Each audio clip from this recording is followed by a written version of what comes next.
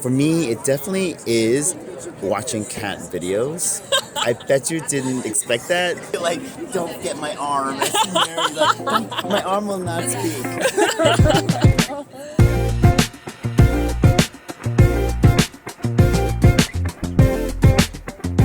Hi, my name is Nikki Uchea. I'm the marketing specialist here at the Department of Health Policy and Management, and today I'm at the American Public Health Association Expo for 2025. I'm also joined by Denys Lau, the new editor-in-chief of the American Journal of Public Health.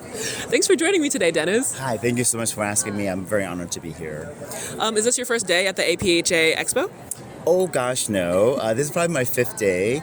We actually started over the weekend where we actually met with the editorial board and all the editors in various meetings to figure out how to really make the journal better. We strategized ways to make the journal more transparent, ways to really clarify the way we talk about the instructions for authors.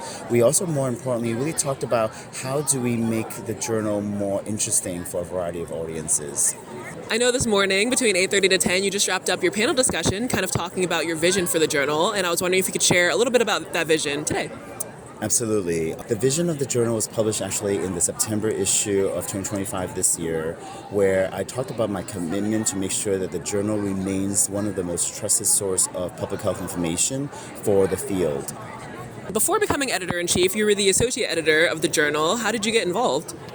I got involved because the previous editor-in-chief, Alfredo Marabia, approached me because I was at that time the division director at the CDC National Center for Health Statistics, where I led the administration of the National Healthcare Provider Surveys. And Dr. Marabia understands that the data is really fundamental to a lot of the decision-making process that goes on with public health and improving the health of the nation. And so having good data and documentation of these data is really important for the journal to have. What ways can people get involved with the journal? Oh, there's so many ways to get involved with the journal. You can definitely be an author, where we are always looking for different writers about to submit their current work in the state-of-the-art science. Two is they can also be a reviewers for the journal. Peer reviewers are the backbone for scientific publications, where we want to make sure that the science we publish are truly rigorously conducted, and so the peer reviewers ensures that. So we highly encourage folks to sign up and become a peer reviewers. Third is that we also have a very strong student involvement programs. We currently have a student editor that we're very proud of, and the student editor has an opportunity to really learn about how to do peer review process. We're planning to expand on that this coming year, so we're very excited about that. We also have a student think tank, which every year we select up to 6 public health students in trainee programs that they can participate to advise the editor teams to figure out how to improve the journal with the student's voice. That's awesome. So many opportunities. Okay, last question. What have you really enjoyed about being at the Expo this year or other conferences like it?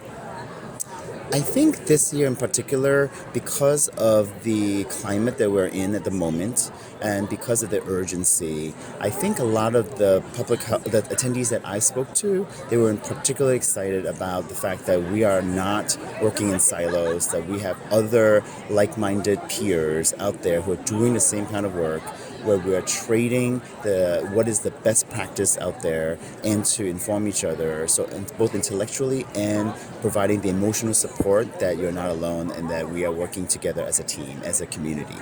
Yeah, I feel like community is so important, and it's really nice being here. This is my first year at the Expo, so Wow. This has been a pretty cool experience so far. Okay, actually, I did think of one last question, if you don't mind. Absolutely. What do you like to do to decompress when you're not working? I know there's a lot of things going on, like you mentioned, and so I'm just kind of wondering what you like to do to kind of chill. For me, it definitely is watching cat videos. I bet you didn't expect that, but watching cat videos, I have 2 of my own, Thomas and Minerva, watching cat videos are the most therapeutic thing. Who knew? I feel like we could all take a lesson from like the way cats carry themselves. That's right. Okay, well, thanks again for catching up with me, and I hope you enjoy the rest of the Expo. Thank you, you too. Thank you for tuning in.